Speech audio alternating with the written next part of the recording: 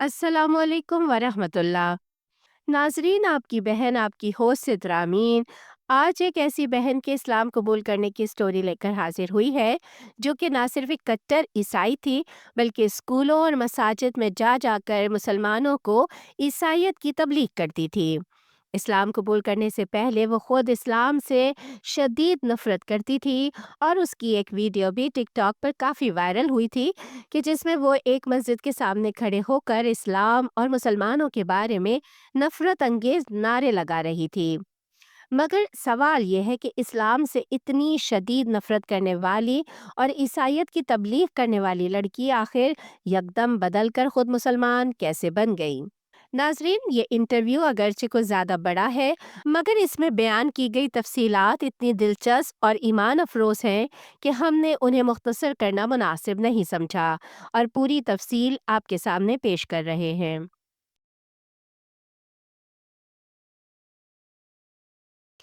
مجھے یہاں آ کر اپنی کہانی سنانے کا موقع ملا، اس پر میں واقعی شکر گزار ہوں۔ میں بہت خوش ہوں کہ آج میں آپ لوگوں کے سامنے اپنی کہانی خود اپنے الفاظ میں بیان کر پا رہی ہوں۔ اگر میں پیچھے مڑ کر دیکھوں تو میں کسی ایک خاص لمحے کی نشاندہی نہیں کر سکتی جب میں نے پہلی بار عیسائیت پر سوال اٹھایا ہو۔ یہ کوئی اچانک ہونے والی چیز نہیں تھی، بلکہ ایک ایسا مرحلہ تھا جس میں آہستہ آہستہ میرے دل میں سوالات جنم لینے لگے۔ اس وقت میں باقاعدگی سے سڑکوں پر انجیل کی تبلیغ کیا کرتی تھی۔ یہ اسلام کے خلاف نہیں تھا، بلکہ ہر اس عقیدے کے خلاف تھا جو یسوع کو خداوند اور نجات دہندہ نہیں مانتا تھا۔ پھر ایک وقت ایسا بھی آیا جب میرے چرچ میں بہت سی باتیں ہو رہی تھیں جن پر میرا دل مطمئن نہیں تھا۔ اندر ہی اندر میں بہت سی چیزوں سے متفق نہیں تھی، لیکن میں خود کو یہی سمجھاتی رہتی تھی کہ شاید یہی سب ٹھیک ہو، کیونکہ وہ لوگ خود کو بہت نیک، بہت پرہیزگار اور بہت روحانی ظاہر کرتے تھے۔ میں کہتی تھی کہ اگر یہ لوگ اتنے نیک ہیں تو پھر یقیناً یہی رستہ درست ہوگا۔ لیکن جب میں نے بائبل کو غور سے پڑھنا شروع کیا تو مجھے وہاں ان اعمال کا کوئی واضح ذکر نہیں ملا جو کہ ہم چرچ میں کر رہے تھے۔ مثال کے طور پر ہمارے چرچ میں روح کے نام پر زمین پر گر جانا، کانپنا یا عجیب و غریب حرکات کرنا عام بات تھی، مگر یہ سب مجھے درست نہیں لگتا تھا۔ اکثر ایسا ہوتا تھا کہ کوئی شخص کہتا کہ مجھے تمہارے بارے میں خواب آیا ہے، پھر وہ سامنے والے کے پاس جا کر کہتا کہ خدا مجھ سے یہ چاہتا ہے کہ میں تمہیں یہ یا وہ پیغام دوں یا تم سے یہ کام کرواؤں۔ لیکن جب میں بائبل پڑھتی تو وہاں صاف لکھا ہوتا تھا کہ خدا ہمیں ہماری اپنی خیالی خوابوں سے خبردار کرتا ہے، جو کہ دراصل خدا کی طرف سے نہیں ہوتے بلکہ ہمارے اپنے نفس اور ذہن سے پیدا ہوتے ہیں۔ بائبل میں یہ بھی آیا ہے کہ اپنی ہی تخیل سے آنے والے خوابوں سے محتاط رہو، کیونکہ وہ خدا کی طرف سے نہیں ہوتے۔ میں یہ سب پڑھ کر الجھن میں پڑ جاتی تھی۔ میں نے بائبل کو کئی بار پڑھا، لیکن بعض اوقات ہوتا ہے کہ انسان کسی چیز کو پڑھتا تو ہے مگر صحیح طرح سمجھ نہیں پاتا۔ ان سب باتوں سے پہلے ہی میرے دل میں کئی سوال موجود تھے، خاص طور پر چرچ میں روحانیت کے بارے میں حد سے زیادہ مبالغے کے بارے میں۔ مجھے یوں محسوس ہوتا تھا کہ یہ سب خدا کی عظمت کے لیے نہیں بلکہ اپنی نمائش کے لیے ہو رہا ہے۔ جیسے چرچ میں جا کر واز دینا اور کہنا کہ دیکھو میں کیسا واز دے رہا ہوں، آؤ یہاں، میں تمہارے لیے دعا کروں گا، تم یسوع کے نام پر شفا پاؤ گے۔ آخر میں ایسا لگتا تھا کہ عزت اور شہرت خدا کو نہیں بلکہ واز کرنے والے کو مل رہی ہے۔ وہ خدا کا پیغام نہیں پھیلا رہا، وہ تو اپنی مارکیٹنگ کر رہا ہے۔ میں دل ہی دل میں یہ بھی محسوس کرنے لگی تھی کہ چرچ کو توبہ کرنی چاہیے اور ہم صحیح رستے پر نہیں ہیں۔ ایک بار میں نے ٹک ٹاک پر چرچ کے بارے میں ایک ویڈیو بھی بنائی تھی جس پر بہت سے مسلمان آئے اور انہوں نے کہا کہ اللہ آپ کی رہنمائی کر رہا ہے۔ پھر ایک دن میں حسب معمول سڑک پر تبلیغ کر رہی تھی کہ میری ملاقات مسلمانوں کے ایک گروہ سے ہوئی۔ یہیں سے کسی حد تک میرا اسلام کی طرف سفر شروع ہوا۔ اس سے پہلے بھی میری ملاقات مسلمانوں سے ہوتی رہی تھی، لیکن عموماً وہ عام لوگ ہوتے تھے کہ جن کے پاس زیادہ دینی علم نہیں ہوتا تھا۔ لیکن یہ گروہ مختلف تھا، ان کے پاس بہت زیادہ علم تھا۔ وہ یسوع کے بارے میں، قرآن میں یسوع کے ذکر کے بارے میں اور دوسرے بہت ساری باتیں بہت وضاحت کے ساتھ بیان کر رہے تھے۔ میں نے اپنے دل میں سوچا کہ یہ سب کچھ بائبل سے اتنا مشابہ کیوں ہے؟ مجھے لگا کہ یہ ضرور خطرناک ہوگا، شاید یہ دجال کی طرف سے ہو۔ وہ یہ بھی کہہ رہے تھے کہ تم یہ مانتے ہو کہ بچے اوریجنل سن کے ساتھ پیدا ہوتے ہیں، جبکہ ہم یہ مانتے ہیں کہ بچے پاک فطرت پر پیدا ہوتے ہیں۔ اس بات پر میں نے ان سے بحث شروع کر دی۔ اس کے بعد میں گھر آ گئی اور میرے ذہن میں سوالات کا ایک طوفان آ گیا۔ میں نے اسلام کے بارے میں تحقیق شروع کی، لیکن سچ یہ ہے کہ میری نیت اچھی نہیں تھی۔ میں ریسرچ سے یہ ثابت کرنا چاہتی تھی کہ یہ سب غلط ہے۔ میں سوچتی تھی کہ یہ سب اتنا بائبل سے مشابہ ہے کہ ضرور خطرناک ہوگا۔ میں نے ایکس مسلمز کی ویڈیوز دیکھنا شروع کی، جیسے نبیل قریشی وغیرہ، اور ان کی باتیں سن کر میں خود کو یہ کہتی تھی کہ ہاں، یہ بالکل درست کہہ رہے ہیں، اسلام ضرور دجال کی روح ہے یا کچھ اسی طرح کی کوئی چیز ہے۔ اس کے باوجود میں اسلام کے بارے میں پڑھتی رہی، تحقیق کرتی رہی۔ میں نے یوٹیوب پر مسلمانوں اور عیسائیوں کے درمیان ہونے والے مباحثے دیکھنا شروع کیے۔ ظاہر ہے اس وقت میں عیسائیوں کے موقف کے ساتھ ہوتی تھی، اور جو کچھ مسلمان کہتے تھے میں یہی سمجھتی تھی کہ وہ جھوٹ بول کر لوگوں کو گمراہ کر رہے ہیں۔ میرا دل اسلام کے لیے مکمل طور پر بند ہو چکا تھا، بلکہ میرے اندر اسلام کے خلاف ایک نفرت سی پیدا ہو رہی تھی۔ مگر یہ نفرت اسلام دھرم سے تھی، اس کے ماننے والوں یعنی مسلمانوں سے نفرت نہیں تھی۔ میں خود کو یہ سمجھاتی تھی کہ مسلمان گمراہ ہیں اور مجھے انہیں بچانا ہے، مجھے انہیں یسوع کا رستہ دکھانا ہے۔ اسی سوچ کے ساتھ میں یہاں پرتگال میں ایک مسجد تک بھی پہنچ گئی۔ میرے ٹک ٹاک پر ایک ویڈیو بھی ہے جس میں ایک مسجد میں کھڑی ہو کر کہہ رہی ہوں، یسوع خداوند ہے، یسوع خداوند ہے۔ میں مسلمان عورتوں والے حجاب میں ہوں، مگر میں ایک عیسائی ہوں۔ میں اکثر مسجد کے خواتین والے حصے میں جاتی تھی اور یسوع سے دعا شروع کر دیتی تھی۔ میں مسجد کے اندر کہہ رہی ہوتی تھی، اے یسوع، براہ کرم خود کو ظاہر کر، اس مسجد میں موجود مسلمانوں پر خود کو ظاہر کر۔ یہ سب بہت عجیب اور حد سے زیادہ خراب عمل تھا، مگر میں یہ سب کرتی تھی۔ میں جان بوجھ کر اونچی اونچی آواز میں یہ سب بولتی تاکہ میرے ارد گرد بیٹھی خواتین یہ سنیں۔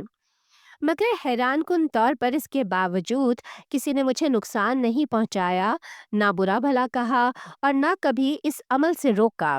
اور خدا کی قدرت دیکھیے کہ آج میں اسی مسجد میں جا کر باقاعدہ نماز پڑھتی ہوں۔ لیکن ہاں، اسلام کے خلاف اس ساری سوچ کے بعد میں نے مسلم ملکوں، مسلم اسکولوں اور مسلم شہروں میں جا کر انجیل کی تبلیغ شروع کر دی، کیونکہ میں مسلمانوں کے خلاف نہیں بلکہ اسلام کے خلاف تھی، اور میں سمجھتی تھی کہ مسلمان غلط رستے پر ہیں، ان کو رہنمائی کی بہت ضرورت ہے۔ میں ایک مشنری ٹیم کے ساتھ تھی، حالانکہ میں خود اس ٹیم کے وعظ سے زیادہ متفق نہیں تھی، کیونکہ ہمیں اسکولوں میں جانے کے لیے وعظ زبانی یاد کرنا پڑتا تھا، اور یہ بات میرے لیے ایک بڑے خطرے کی گھنٹی تھی، کیونکہ اگر ہمارا دھرم سچا ہے تو یاد کر کے بولنے کی کیا ضرورت ہے؟ انسان کو فی البدی اپنے مذہب کے بارے میں بولنا چاہیے۔ لیکن پھر بھی میں گئی، یہ سوچ کر کہ چلو یسوع کی بڑائی ہوگی۔ ہم اسلامی اسکولوں میں جاتے تھے اور یہ ظاہر کرتے تھے کہ ہم صرف اچھے اخلاق اور نیک اعمال پر ایک اچھی سی تقریر کرنے آئے ہیں۔ وہاں کے مسلمان ہیڈ ٹیچرز حقیقت میں بہت باعزت اور احترام کرنے والے تھے۔ اس سے پہلے میں ہمیشہ یہی سوچتی تھی کہ مسلمان عیسائیوں سے نفرت کرتے ہیں، کہ اسلامی ملکوں میں مسلمان عیسائیوں کو قتل کرتے ہیں، اور جہاں بھی مسلمان اکثریت میں ہو وہاں عیسائیوں پر ظلم ہی ہوتا ہے۔ لیکن میں خود ایک عیسائی مشنری کی حیثیت سے وہاں موجود تھی اور غلط کام کر رہی تھی، اور اس کے باوجود مسلمان ہمارے ساتھ نہایت ہی ادب و احترام سے پیش آ رہے تھے۔ ہم ہیڈ ٹیچر سے جھوٹ بولتے تھے اور کہتے تھے کہ ہم بچوں کو صرف اچھی باتیں سکھانا چاہتے ہیں۔ پھر ہم ان مسلم اسکولوں کی تصویریں دکھاتے تھے جہاں ہم پہلے جا چکے ہوتے تھے، اور کہتے تھے کہ دیکھو، انہوں نے ہمیں اجازت دی تھی، آپ بھی ہمیں اجازت دیجیے۔ ہم بچوں کے ساتھ تصویریں بناتے تھے، بھاگتے کودتے تھے اور یسوع یسوع کے نعرے لگاتے تھے۔ ہیڈ ٹیچرز کو اصل میں معلوم ہی نہیں ہوتا تھا کہ ہم کیا کر رہے ہیں۔ وہ یہ سمجھتے تھے کہ چونکہ ہم صرف اچھے اعمال اور صحیح فیصلوں کی بات کر رہے ہیں، اس لیے یہ سب ٹھیک ہے، چاہے یہ عیسائی نقطہ نظر سے ہی کیوں نہ ہو۔ پھر جیسے ہی ہمیں موقع ملتا ہم کہنا شروع کر دیتے تھے کہ یسوع تمہارا خدا ہے، یسوع سے دعا کرو، یہاں روح القدس نازل ہو رہا ہے۔ اگر تم یسوع کو اپنا خداوند ماننا چاہتے ہو تو ہاتھ اٹھاؤ اور میرے بعد یہ الفاظ دہراؤ۔ بہت سے بچے یہ الفاظ دہرا دیتے تھے۔ درمیان میں کبھی کبھار ہیڈ ٹیچرز کو پتہ چل جاتا تو کچھ ہیڈ ٹیچرز آ کر روک بھی دیتے تھے اور کہتے تھے کہ ہم اس بات سے متفق نہیں ہیں، براہ کرم یہ سب بند کر دیں۔ تب ہم جلدی جلدی واز ختم کرنے کی کوشش کرتے تھے۔ آج میں یہ بات مانتی ہوں کہ یہ سب بالکل غلط تھا، بہت ہی غلط۔ پہلے مجھے یہ احساس نہیں تھا کہ میں غلط کر رہی ہوں، لیکن آج اگر کوئی مسلمان عیسائی اسکولوں یا چرچز میں جا کر ایسا کرے تو یہ دنیا کا سب سے بڑا اسکینڈل بن جائے۔ لیکن اس وقت ہمیں یہ سکھایا گیا تھا کہ بائبل اس دھوکے کی اجازت دیتی ہے، کیونکہ پالس جو بائبل میں ایک شخصیت ہے، وہ کہتا ہے کہ میں یہودیوں کے درمیان گیا تو یہودی بن گیا اور غیر قوموں کے لیے غیر قوم بن گیا، یعنی اپنے پیغام کو پھیلانے کے لیے وہ کبھی یہودی بن کر اور کبھی غیر یہودی بن کر پیش آیا۔ تبلیغ کے نقطہ نظر سے ہمیں یہ غلط نہیں لگتا تھا، کیونکہ کہا جاتا تھا کہ آخر کار خدا کا پیغام ہی لوگوں تک پہنچے گا۔ ان سب تجربات کے دوران میں نے یہ بھی دیکھا کہ مسلمان حقیقت میں بہت مہربان اور نرم دل ہوتے ہیں۔ وہ عیسائیوں پر اس طرح ظلم نہیں کرتے جیسا کہ ہمیں چرچ میں بتایا جاتا ہے۔ یہ بات میرے لیے ایک بہت بڑا موڑ تھی اور اس بات نے میرے دل پر بہت گہرا اثر کیا۔ جب میں وہاں سے واپس آئی تو کبھی کبھی دعا کرتے ہوئے مجھے یہ احساس ہوتا تھا کہ شاید میں گناہ کر رہی ہوں، لیکن پھر میں خود کو سمجھاتی تھی کہ نہیں، میں تو صحیح کام کر رہی ہوں، میں انجیل کی تبلیغ کر رہی ہوں، یہ بھلا غلط کیسے ہو سکتا ہے؟ مگر دل کے اندر ایک عجیب سا احساس ہوتا تھا، جیسے توبہ کی ضرورت ہو، جیسے میں کسی نہ کسی طرح لوگوں کو گمراہ کر رہی ہوں، لیکن عقل سے میں بس یہی سوچتی تھی کہ نہیں، میں تو انجیل پھیلا رہی ہوں، اس میں کیا غلط ہے؟ اس طرح میں اندر ہی اندر خود سے لڑ رہی تھی۔ پھر جب میں بائبل کی تعلیمات کو دیکھتی تھی تو میرے دل میں سوال اٹھتا کہ آخر یسوع خدا کیوں ہے؟ کیوں میں بائبل میں صرف یسوع کے اپنے الفاظ نہیں پڑھتی کہ وہ خدا ہے؟ یعنی وہ باتیں جو خود یسوع نے کہیں، نہ کہ کسی اور نے یسوع کے بارے میں کیا کہا، نہ کہ یوحنا نے یا پولس نے، بلکہ خود یسوع نے کیا کہا۔ حقیقت یہ ہے کہ یسوع نے کبھی یہ نہیں کہا کہ میں خدا ہوں۔ انہوں نے کہا کہ میں مسیح ہوں، انہوں نے کہا کہ میں نبی ہوں، اور یہ بھی کہا کہ نبی کو اپنے ہی شہر میں عزت نہیں ملتی، تو پھر انہوں نے کہاں کہا کہ وہ خدا ہیں؟ اگر وہ واقعی خدا تھے تو اس بات کو اتنا واضح کیوں نہیں کہا؟ یہ سب ایک معمہ سا کیوں لگتا ہے؟ کیوں مجھے خود اندازہ لگانا پڑے کہ وہ خدا ہیں یا نہیں؟ اگر یہ اتنی اہم بات تھی تو پھر اسے صاف صاف کیوں نہیں بتایا گیا؟ یہ بات میرے لیے ایک بہت بڑا ریڈ فلیگ تھی۔ میں خود سے پوچھتی تھی کہ آخر انجیلوں میں یا پولس کے خطوط میں یا کہیں بھی یسوع نے کہاں خود کو خدا کہا ہے؟ اور پولس تو ویسے بھی کبھی یسوع سے ملا ہی نہیں تھا۔ جن لوگوں نے انجیلیں لکھی وہ بھی یسوع سے نہیں ملے تھے۔ ہمیں یہ تک نہیں معلوم کہ اصل میں انجیلیں کس نے لکھیں۔ پھر جب میں پرانے صحیفے کو دیکھتی تو بائبل کے محفوظ ہونے کے حوالے سے بھی بہت سے سوالات سامنے آتے تھے۔ اتنی ساری مختلف بائبلز ہیں، ہمیں یہ تک نہیں معلوم کہ اصل مصنف کون تھا۔ لوگوں نے یسوع کو دیکھا ہی نہیں اور ان کی باتیں ایک دوسرے سے ٹکراتی ہیں۔ اتنے سارے تضادات اور مسائل ہیں، اور اس سب کے باوجود یسوع بائبل میں کہیں یہ نہیں کہتے کہ وہ خدا ہے۔ سچ تو یہ ہے کہ بائبل میں یسوع کا نہیں، خدا کا کلام ہونا چاہیے، جیسے قرآن میں ہے، اور نبی کریم صلی اللہ علیہ وآلہ وسلم کی احادیث کی طرح یسوع کا کلام الگ ہونا چاہیے، جبکہ بائبل میں ایسا کچھ بھی نہیں ہے۔ اس کے علاوہ تثلیث کا تصور بائبل میں کہیں موجود نہیں، سوائے کنگ جیمز ورژن کے، جہاں ایک آیت بعد میں شامل کی گئی ہے جو کہ قدیم نسخوں میں ہے ہی نہیں۔ یہ سب سوچ کر حیرت ہوتی ہے۔ بائبل میں ایسی آیات بھی ہیں جن میں صاف طور پر یسوع خود کو خدا نہیں کہتے۔ مثال کے طور پر، باپ مجھ سے بڑا ہے، میں باپ کے برابر نہیں، یا مجھے اچھا مت کہو، اچھا تو صرف خدا ہے۔ یہ ایسی مثالیں ہیں جو فوراً ذہن میں آ جاتی ہیں، جہاں یسوع واضح طور پر کہہ رہے ہیں کہ وہ خدا نہیں اور نہ ہی خدا کے برابر ہیں۔ پھر عیسائی کہتے ہیں نہیں وہ خدا ہے، یسوع کہتے ہیں میں خدا نہیں ہوں، وہ کہتے ہیں نہیں آپ خدا ہیں۔ یہ بالکل ایسا ہی لگتا ہے جیسے یسوع انکار کر رہے ہوں اور لوگ زبردستی ان پر یہ بوجھ ڈال رہے ہوں۔ اور اگر خدا واقعی تثلیث ہوتا تو بائبل میں لفظ تثلیث ایک بار بھی کیوں نہیں آیا؟ ایک بار بھی نہیں۔ صرف ایک آیت جو بعد میں شامل کی گئی اس میں بھی واضح نہیں ہے، بلکہ وہ آیت بھی صرف ایک اشارہ ہے جس سے تثلیث نکالنے کی کوشش کی جاتی ہے۔ پھر اگر میں تثلیث کو قبول نہ کروں تو یہ میری غلطی کیسے ہو گئی جب بائبل میں اس کا ذکر ہی نہیں ہے؟ یہ سب باتیں واقعی بہت عجیب لگتی ہیں۔ میں اکثر یہ تصور کرتی ہوں کہ اگر کوئی شخص عیسائیت کے بارے میں بالکل کچھ نہ جانتا ہو اور وہ پہلی بار بائبل اٹھا کر پڑھے تو وہ آخر کس نتیجے پر پہنچے گا؟ کیا وہ یہ نتیجہ نکالے گا کہ یسوع خدا ہیں؟ بالکل نہیں، کیونکہ بائبل میں ایسا کچھ لکھا ہی نہیں ہے۔ کیا وہ تثلیث تک پہنچے گا؟ کبھی نہیں۔ تثلیث کا تصور نکالنے میں تو بہت لمبا وقت لگ جائے گا، کیونکہ یہ بائبل میں موجود ہی نہیں ہے۔ جب انسان بائبل کو ایک بالکل صاف اور غیر جانبدار نظر سے دیکھتا ہے تو یہ سب باتیں بہت واضح ہو جاتی ہیں۔ سبحان اللہ۔ میں یہ بھی دیکھتی ہوں کہ بہت سے عیسائی مبلغین اسلام کے پیچھے پڑے رہتے ہیں، اور مجھے لگتا ہے کہ اس کے پیچھے ایک اندرونی حسد سا ہے، جیسے انہیں یہ بات کھلتی ہے کہ اسلامی عقیدہ کتنا سادہ ہے، ایک خدا پر ایمان جو قرآن میں بالکل واضح ہے۔ مجھے لگتا ہے کہ بہت سے عیسائیوں کے دل میں اس سادگی پر ایک طرح کی جلن ہے، اسی لیے وہ آن لائن آ کر اسلام کے خلاف اتنی بری باتیں کرتے ہیں۔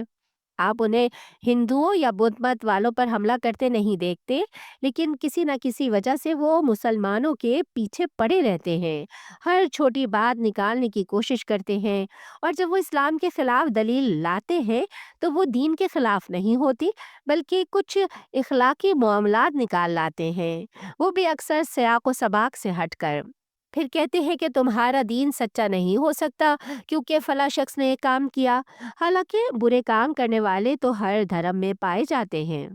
لیکن جب میں نے عیسائیت اور اسلام کے موازنے کی نیت سے عیسائیت کو دوبارہ پڑھنا اور تحقیق کرنا شروع کیا تو مجھے پتہ چلا کہ ابتدائی چرچ بھی یسوع کو خدا نہیں مانتا تھا۔ تو پھر یہ سب کیا ہو رہا ہے؟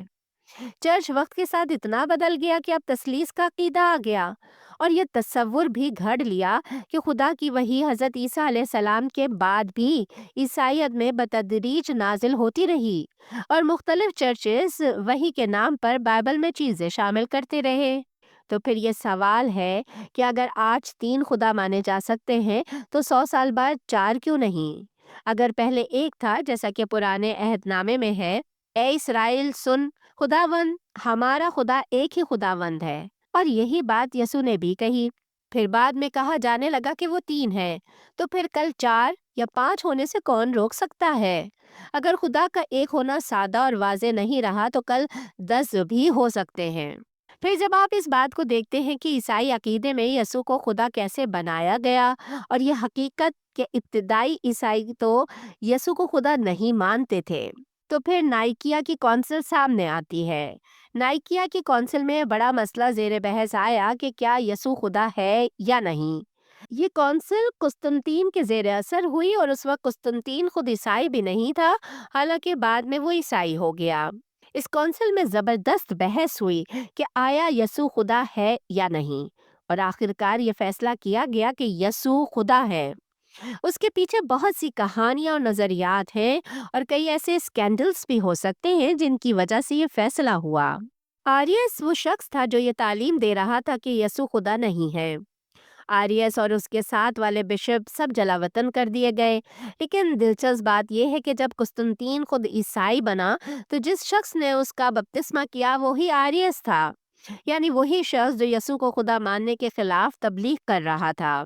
اگرچہ قسطنطین ہی اس پورے عمل کے پیچھے تھا جس کے نتیجے میں یسوع کو خدا بنایا گیا، کیونکہ مشرکانہ مذاہب میں انسانوں کو خدا بنانا عام بات تھی، اس لیے کہا جاتا ہے کہ غیر قوموں کو دین کے قریب لانے کے لیے یہ طریقہ آسان تھا۔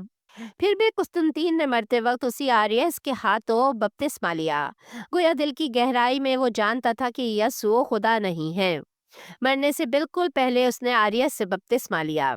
ये सोचकर हैरत होती है कि एक शख्स ने पूरी कौम को, बल्कि आज तक लोगों को धोखे में रखा और खुद खुफिया तौर पर उस शख्स के हाथों बपतिस्मा लिया जो यसु को खुदा नहीं मानता था। और जब आप रोमियों और यूनानियों के अकायद पर नजर डालते हैं तो ये सब कुछ और भी वाज़ेह हो जाता है। यूनानी और रूमी किस चीज पर यकीन रखते थे? उनकी दियोमालाई कहानियां, इंसानी खुदाओं का तस्वुर, सब कुछ इसी जहनियत का हिस्सा था। हम ये सब फिल्मों में भी देखते हैं। जैसे यूनानी दियोमालाई कहानियां, वो सब क्या थे? वो खुदाओं के बेटे थे, आधे खुदा और आधे इंसान। यानी वो इंसान थे लेकिन उनके पास खास ताकतें थीं। यसु के ज़माने में भी ऐसे ही तसव्वुरात आम थे। रूमी मुआशरे में ये सब ख़यालात पाए जाते थे, तो फिर क्या चीज़ थी जिसने रूमियों को यसु को आधा खुदा और आधा इंसान बनाने से रोकना था? हालांकि ईसा अलैहिस्सलाम तो ख़ास तौर पर यहूदियों में आए थे। जब वो यहूदियत जैसे तौहीदी दीन के माहौल में थे, यहूदियत खालिस तौहीद पर मबनी दीन था और यसु खुद यहूदी थे, वो तौरात की तालीम दे रहे थे। तो फिर ये आधा खुदा और आधा इंसान वाला अकीदा कैसे बन गया? यहूदियत में तो ऐसी कोई चीज़ मौजूद ही नहीं है। इसलिए सब वाकई हैरान कुन है कि कैसे मुख्तलिफ अकायद को मिला दिया गया और ये मलगूबा बना दिया गया, और आज तक लोगों को यसू के नाम पर धोखा दिया जा रहा है। हालांकि ये सब रूमियों का धर्म था, ईसाइयत में तो ऐसा कुछ भी नहीं था। बहुत सी चीज़ें मुशरिकाना मज़ाहिब से आई हैं, जैसे तसलीसी खुदाओं का तसव्वुर। ये सब उनकी कहानियों में आम था। तसलीसी खुदाओं का तसव्वुर उनके यहाँ बहुत मकबूल था। इंसान को खुदा बना देना उनके पसंदीदा ख्याल थे। हत्ता कि क्रिसमस जैसी चीज़ें भी। बाइबल में कहीं ये जिक्र नहीं कि 25 दिसंबर यसु की पैदाइश का दिन है, फिर 25 दिसंबर ही क्यों चुना गया? ये भी एक दूसरी तहजीब से चोरी किया गया कॉन्सेप्ट है। यानी लातीनी तहजीब में इसे गालिबन सिविल इनविक्टिस कहा जाता था, यानी सूरज की इबादत का दिन। ये सूरज की पूजा का त्यौहार था। यही असल में क्रिसमस है, एक मुशरिकाना रस्म। ईसाइयत में या बाइबल में कहीं 25 दिसंबर का जिक्र नहीं मिलता। ये सब मुशरिकाना रिवायात से आया है। इसीलिए बहुत से चर्च क्रिसमस नहीं मनाते, क्योंकि वो इसे मुशरिकाना समझते हैं। कुछ चर्च मनाते हैं और इस पर बहस करते हैं। मेरे ख्याल में मैं आपको बोर नहीं कर रही। मैं आपको एक दिलचस्प वाकया सुनाती हूँ। हाल ही में मेरी एक ईसाई मुबल्लिग से बात हुई। ये शख्स कैम्ब्रिज यूनिवर्सिटी से ईसाइयत में पीएचडी कर चुका था, जो दुनिया की बेहतरीन यूनिवर्सिटियों में से एक है। मैंने उससे पूछा कि ईसाइयत ही सच क्यों है। उसने जवाब दिया कि ईसाइयत को सच होना ही चाहिए, क्योंकि अगर ये सच ना होती तो यसु के शागिर्द अपनी जानें खतरे में डालकर इसके लिए क्यों मरते। मैंने उससे कहा, भाई, क्या तुमने खुदकुश बमबारों को नहीं देखा? हर मजहब के लोग अपने अकीदे के लिए जान देते हैं। इस्लाम में भी आप सीरत रसूल सल्लल्लाहु अलैहि वसल्लम को देखे, बेशुमार सहाबा शहीद हुए, आज तक लोग मारे जा रहे हैं। फ़लस्तीन में भी आप ये सब देखते हैं। अगर अपने मजहब के लिए जान देना ही इसके सच होने की दलील है, तो ये दलील तो कई धर्मों में पाई जाती है। ये बातें सुनकर मुझे याद आया कि मैं खुद भी एक ईसाई होते हुए यही दलील दिया करती थी। मैं कहती थी कि देखो, किसी को उल्टा सलीब पर लटका दिया गया, किसी ने कितनी तकलीफें बर्दाश्त की, इसलिए ये दीन सच्चा होना ही चाहिए। लेकिन सच ये है कि इस्लाम में भी नबी सल्लल्लाहु अलैहि वसल्लम के सहाबा ने बेपनाह तकलीफें बर्दाश्त की। उनके खानदानों को कत्ल किया गया, उन पर जुल्म ढाए गए। हजरत बिलाल रजी अल्लाह ताला अन्हो की कहानी कितनी ताकतवर है। जब उन्हें सख्त अजियत दी जा रही थी और वो कह रहे थे, आहत आहत, यानी खुदा एक है, खुदा एक है।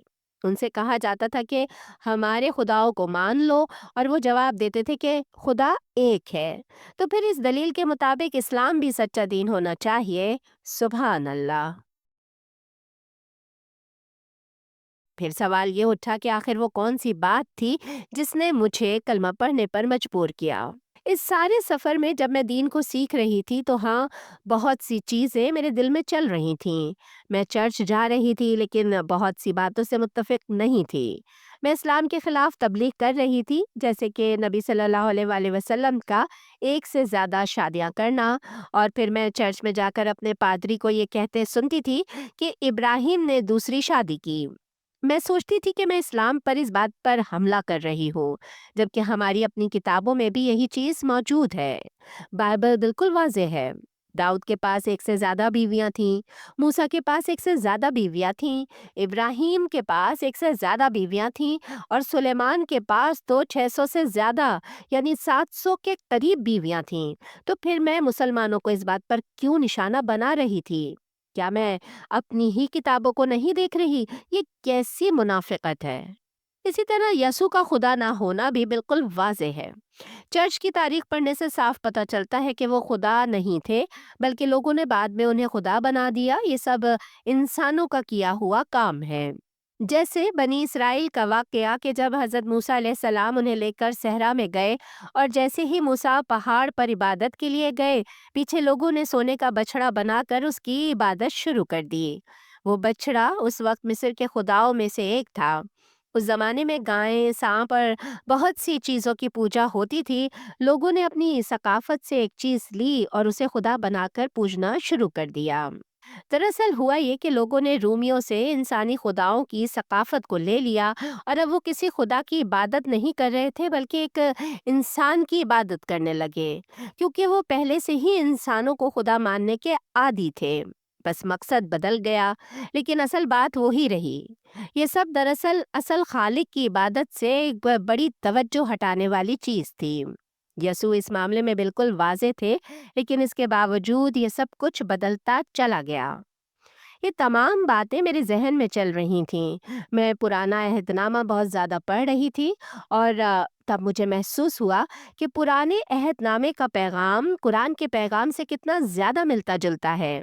اللہ کا پیغام، اس کا انداز، سب کچھ بہت مشابہ لگتا تھا۔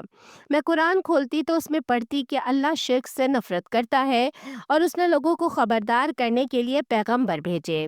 پھر میں پرانا عہد نامہ کھولتی تو وہاں بھی بالکل یہی بات لکھی ہوتی، لفظ بلفظ کہ اللہ بت پرستی سے نفرت کرتا ہے اور اس نے پیغمبر بھیجے۔ یہ سب باتیں میرے ذہن میں گھوم رہی تھیں، لیکن پھر بھی میرے دل میں ایک کشمکش تھی کہ کیا یسوع خدا ہو سکتے ہیں یا نہیں۔ یہ ایک طویل اندرونی جنگ تھی۔ میں بہت روئی اور میں نے دعا کی، اے اللہ، بس اب میں مزید برداشت نہیں کر سکتی، براہ کرم حضرت جبریل کو بھیج دے تاکہ وہ مجھے سچ دکھا دیں، کیونکہ میرے دماغ میں ایک زبردست جنگ چل رہی ہے۔ میں نے اپنے پادری سے بھی جا کر یہ سوالات کیے، لیکن اس کے پاس بھی کوئی واضح جواب نہیں تھا۔ میرے لیے آخری دھچکا دراصل تثلیث کا عقیدہ تھا۔ میں اب خدا کے تین ہونے پر یقین نہیں کر پا رہی تھی، اور نہ ہی یسوع کے خدا ہونے پر۔ اسی دوران مجھے بہت سی جگہوں پر تبلیغ کے لیے بلایا جا رہا تھا۔ یوٹیوب کے لیے عیسائی پوڈ کاسٹ میں بھی دعوتیں مل رہی تھیں، لیکن میں نے جانا چھوڑ دیا، کیونکہ میں دل ہی دل میں کہہ رہی تھی کہ میں اب خود اس پر یقین نہیں رکھتی، تو میں دوسروں کو اس طرف کیسے راغب کر سکتی ہوں۔ میں بہانے بنانے لگی کہ آج نہیں آ سکتی، فلاں دن مصروف ہوں۔ دراصل میں اندر سے ٹوٹ چکی تھی۔ پھر کسی نے مجھے انگلینڈ میں ایک مسلم ایونٹ کے لیے بلایا، مگر میں وہاں ایک عیسائی کے طور پر گئی۔ لیکن عیسائی ہوتے ہوئے بھی میں نے حجاب پہن لیا تاکہ لوگ سوال نہ کریں اور احترام بھی رہے۔ ایونٹ کے آخر میں ایک عالم تھے، شاید ان کا نام مینت تھا، اور انہوں نے میرے سوالات کے جواب دیے۔ وہ بہت مہربان انسان تھے۔ ان کے سامنے 4 گھنٹے تک کھانا رکھا رہا، مگر انہوں نے کھانے کو ہاتھ تک نہیں لگایا، کیونکہ وہ میرے سوالات کے جواب دیتے رہے۔ ان کے پاس بائبل تھی، اور وہ ہر بات کو واضح کرنے کی کوشش کر رہے تھے، یہاں تک کہ انہوں نے کہا کہ میری بائبل ہوٹل میں ہے، کوئی جا کر لے آئے تاکہ میں اسے صاف صاف دکھا سکوں۔ وہ لوگ ہوٹل گئے اور بائبل لے آئے۔ اگر انہیں سچ کی پرواہ نہ ہوتی تو وہ ایسا ہرگز نہ کرتے۔ ان کے لیے کسی کو سچ دکھانا سب سے زیادہ اہم تھا۔ میں ان سے بحث نہیں کر رہی تھی، میں صرف سچائی کھوجنے کی کوشش کر رہی تھی۔ ہم واقعی ایک نہایت سنجیدہ گفتگو کر رہے تھے۔ میں وہاں فوراً رونے لگی۔ وہاں کئی اسلامی مبلغین تھے۔ میں انہیں اس وقت نہیں جانتی تھی، لیکن وہ سب بہت مہربان تھے۔ وہ مجھے ٹشو دے رہے تھے، مجھے تسلی دے رہے تھے۔ میں بس یہی کہہ رہی تھی کہ مجھے صرف سچ چاہیے۔ براہ کرم مجھے سچ واضح کر دیں۔ پھر انہوں نے یونانی زبان میں بائبل کے متن دکھائے اور بتایا کہ ہماری بائبل اور اصل متن میں کیسے فرق ہے اور کتنے واضح تضادات ہیں۔ انہوں نے خاص طور پر یہودا کے واقعے کی طرف توجہ دلائی۔ میں نے یہ کہانی کئی بار پڑھی تھی، مگر کبھی مجھے تضاد نظر ہی نہیں آیا، کیونکہ جب انسان ایک خاص فلٹر کے ساتھ پڑھتا ہے کہ یسوع خدا ہے، تو پھر جو بھی پڑھو وہی سچ لگتا ہے۔ ایک روایت میں ہے کہ یہودا نے چاندی کے سکے ہیکل میں پھینکے اور جا کر خودکشی کر لی۔ دوسری روایت میں ہے کہ اس نے انہی سکوں سے ایک زمین خریدی اور اسی وجہ سے اس کی موت ہوئی۔ تو ایک ہی پیسے سے وہ دو مختلف کام کیسے کر سکتا ہے اور دو مختلف طریقوں سے کیسے مر سکتا ہے؟ اس طرح کے بے شمار تضادات ہیں جو کسی بھی طرح درست نہیں ٹھہرائے جا سکتے۔ یہ سب انسانوں کا بنایا ہوا لگتا ہے، جیسے کسی مقصد کے لیے ان صحیفوں میں رد و بدل کیا گیا ہو۔ لیکن اگر آپ واقعی سچ کے متلاشی ہوں تو آپ ان باتوں کو دیکھیں گے اور سوال بھی کریں گے۔ اس رات ان سب باتوں کے بعد اور اس بات کے واضح ہونے کے بعد کہ خدا ایک ہے اور تین نہیں ہو سکتے، اور یہ یقین ہونے کے بعد کہ حضرت محمد صلی اللہ علیہ وآلہ وسلم اللہ کے نبی ہیں، میں نے وہیں کلمہ پڑھ لیا۔ میں یہ بات واضح کر دوں کہ اس وقت بھی میرے ذہن میں سب کچھ صاف نہیں تھا، میں بہت الجھن میں تھی، لیکن اتنا ضرور جان چکی تھی کہ خدا ایک ہے اور یسوع خدا نہیں ہو سکتے۔ میں نے کلمہ اس بنیاد پر پڑھا کہ اللہ ایک ہے اور محمد صلی اللہ علیہ وآلہ وسلم اللہ کے رسول ہیں۔ باقی سب چیزوں پر میں ابھی بھی سوال کر رہی تھی، میرے دل میں شدید تذبذب تھا۔ میں واپس پرتگال چلی گئی۔ میں مسلمان بن چکی تھی، مگر میں نے کسی کو نہیں بتایا۔ میں اپنے ارد گرد موجود عیسائی کمیونٹی کے رد عمل سے ڈرتی تھی۔ ایک مرتبہ میں ایک بڑے عیسائی ایونٹ میں شرکت کر رہی تھی جو میرے چرچ میں ہو رہا تھا۔ میں وہاں کھڑی رو رہی تھی اور دعا کر رہی تھی، اے خدا، یہ کمیونٹی آج بھی نئے نبیوں پر یقین رکھتی ہے کہ کوئی بھی نبی ہو سکتا ہے۔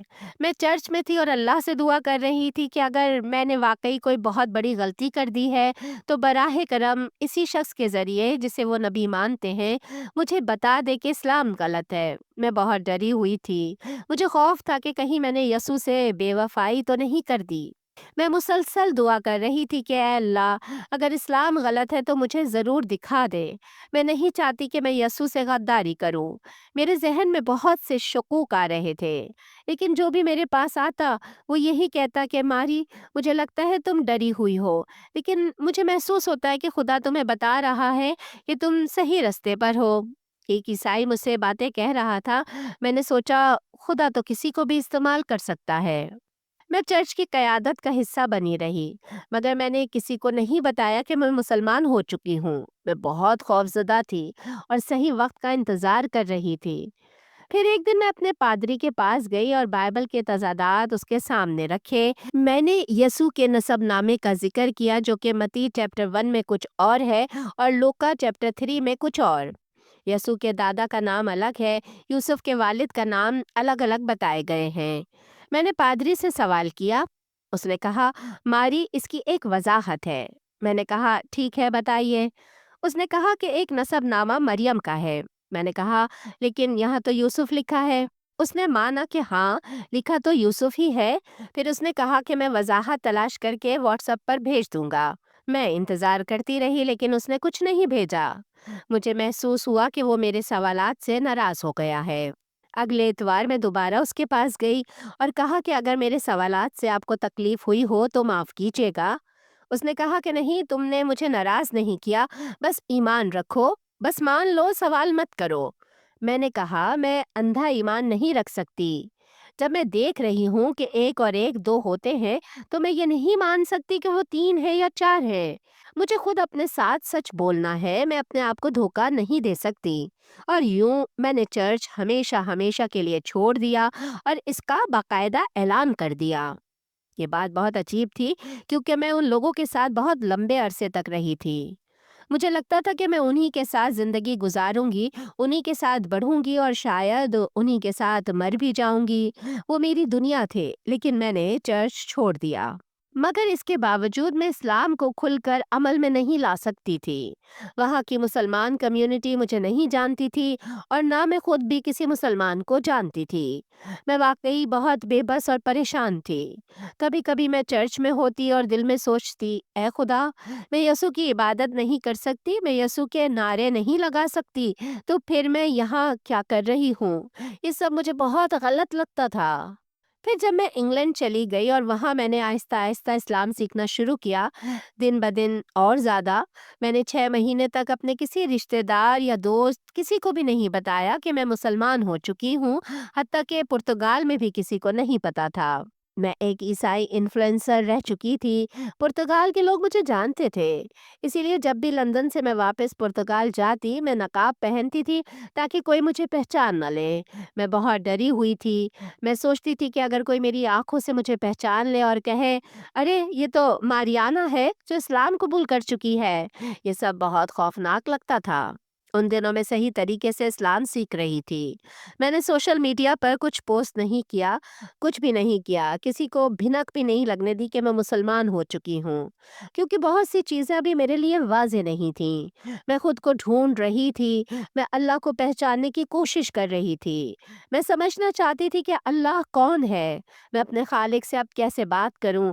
سب کچھ مختلف بھی تھا اور بہت آسان بھی۔ ایک وقت ایسا آیا کہ مجھے اس بات سے بہت ڈر لگنے لگا کہ کہیں مجھے مسلمان ہونے پر شرمندگی تو نہیں ہو رہی۔ میں جانتی تھی کہ عقل اور دلائل کے لحاظ سے اسلام ہی سچ ہے، اور کتابوں سے بھی مجھے یقین تھا کہ اسلام درست رستہ ہے، لیکن جذباتی طور پر مجھے عیسائیت میں سکون ملتا تھا۔ مجھے یسوع سے محبت تھی، میں یسوع کو دیکھتی اور محسوس کرتی تھی۔ سچ کہوں تو میں نہیں چاہتی تھی کہ اسلام ہی سچ ہو، اسی لیے مجھے وہ 6 مہینے اپنے لیے چاہیے تھے۔ پھر ایک دن میں تھک گئی، میں چھپ چھپ کر جینے سے تنگ آ چکی تھی۔ مجھے لگتا تھا کہ میں سانس بھی نہیں لے پا رہی، باہر نکلتے ہوئے خوف محسوس ہوتا تھا۔ میں اس طرح زندگی نہیں گزار سکتی تھی۔ ایک دن میں نے دعا کی، اے اللہ، مجھے بتا کہ مجھے کیا کرنا چاہیے۔ میں مسلمان ہوں اور میں چھپ کر جینے سے تھک گئی ہوں۔ پھر اللہ نے مجھے سکون دیا اور میرا دل و دماغ بالکل فریش ہو گئے۔ مجھے لگا اللہ نے میری دعا قبول کر لی ہے، کہ یہی وہ سکون تھا جس کی مجھے تلاش تھی۔ جب میرے دل میں سکون آیا تو میں نے فیصلہ کر لیا کہ اب مجھے اپنے اسلام قبول کرنے کا باقاعدہ اعلان کر دینا چاہیے۔ میں نے رات کے وقت پوسٹ کی، یہ سوچ کر کہ رات کو کم لوگ دیکھیں گے، لیکن وہ پوسٹ وائرل ہو گئی۔ پھر سب کچھ بدل گیا۔ میرے پادری، میرے دوست، سب نے میرے خلاف ویڈیوز بنانا شروع کر دیں۔ بہت برا ہوا، بلکہ بہت زیادہ برا۔ وہی لوگ جن سے میں سب سے زیادہ محبت کرتی تھی، وہی لوگ جنہیں میں تکلیف نہیں دینا چاہتی تھی، میرا پادری میرے بارے میں ویڈیو بنا رہا تھا۔ میں انسٹاگرام کھولتی ہی نہیں تھی تاکہ یہ سب نہ دیکھوں، کیونکہ یہ مجھے توڑ دیتا تھا۔ لوگ مجھے بتاتے تھے، ماری، تمہارے پادری نے یہ کہا وہ کہا۔ میری ایک عیسائی بہترین دوست تھی جو 6 مہینے میرے گھر میں رہی تھی کیونکہ اس کے پاس رہنے کی جگہ نہیں تھی۔ اس نے بھی میرے خلاف عجیب عجیب ویڈیوز بنائی، یہ کہتے ہوئے کہ یہ سابقہ عیسائی اب مسلمان بن گئی ہے۔ میں حیران رہ گئی۔ مجھے لگا ہماری دوستی ایمان پر تھی، انسانیت پر نہیں۔ وہ مجھ سے محبت نہیں کرتے تھے، وہ اس چیز سے محبت کرتے تھے جو میں ان کے لیے کر رہی تھی۔ چرچ میں ایک بھائی تھا جسے میں بہت عزیز سمجھتی تھی، وہ بھی میرے خلاف، اسلام کے خلاف بہت ساری ویڈیوز بنانے لگا۔ وہ جعلی اکاؤنٹس بناتا، میں بلاک کرتی، وہ نیا اکاؤنٹ بنا لیتا، اور بار بار یہی ہوتا رہا۔ مجھے عیسائیوں کی طرف سے دھمکیاں بھی ملنے لگیں، اتنی گندی اور خوفناک باتیں کہ بیان نہیں کر سکتی۔ یہ سب میرے لیے بہت صدمہ تھا۔ میرے ذہن میں سوال تھا، کیا یہ سب واقعی میرے ساتھ ہو رہا ہے؟ کہیں میں کوئی سپنا تو نہیں دیکھ رہی؟ یہ وہی لوگ تھے جنہیں میں اپنے بہن بھائی سمجھتی تھی، وہی نیک اور مسیح جیسی زندگی گزارنے والے لوگ، اور اب وہ مجھ سے نفرت کر رہے تھے صرف اس لیے کہ میں مسلمان ہو گئی تھی۔ شروع میں وہ لوگ مجھے واپس عیسائیت میں لانے کے لیے تھوڑا نرم رویہ اختیار کر رہے تھے، لیکن پھر انہوں نے اپنا اصل چہرہ دکھا دیا۔ ان کے اعمال ہی ان کی اصل پہچان بن گئے، اور وہ بہت بہت ہی برے تھے۔ پھر ایک دن تنگ آ کر میں نے اپنے پادری کو فون کیا اور کہا کہ پادری صاحب یہ ٹھیک نہیں ہے، میں واقعی آپ کی شاگرد تھی، آپ ایسے کیسے کر سکتے ہیں؟ دیکھیں یہ بھائی انٹرنیٹ پر میرے بارے میں کیا کر رہا ہے۔ تو اس پادری نے کہا، ماری تم نے خود کو پبلکلی پوسٹ کیا ہے تو اب تمہارے بارے میں پبلکلی بات کرنا بھی ٹھیک ہے۔ میں نے کہا، میں کوئی کرسچن رونالڈو نہیں ہوں، میں آپ کی دوست تھی، میں آپ کی شاگرد تھی، آپ یہ بات کیسے استعمال کر سکتے ہیں؟ یہ کوئی مشہور شخصیت کی بات نہیں ہے، یہ آپ کی دوست کے بارے میں ہے، یہ سب بہت ہی پاگل پن ہے۔ پھر میں نے ان سے کہا، آپ مجھے سمجھ ہی نہیں رہے، میں آج یسوع کی تعلیمات پر اس سے زیادہ عمل کر رہی ہوں جتنا میں نے کبھی عیسائی ہوتے ہوئے کیا تھا۔ مجھے سکھایا گیا تھا کہ جو مجھ سے نفرت کرے میں اس سے محبت کروں، جو مجھے ستائے میں اس کے لیے دعا کروں۔ آپ لوگ مجھے ستا رہے ہیں اور میں آپ لوگوں کے لیے دعا کر رہی ہوں، میں آپ پر اللہ کی رحمت کی دعا کر رہی ہوں، لیکن یہ سب بہت تھکا دینے والا ہے، بس پلیز رک جائیں۔ لیکن آج تک وہ لوگ باز نہیں آئے۔ چرچ کے بہت سے عیسائی آج بھی میرے خلاف وہی پاگل پن والی باتیں پوسٹ کر رہے ہیں۔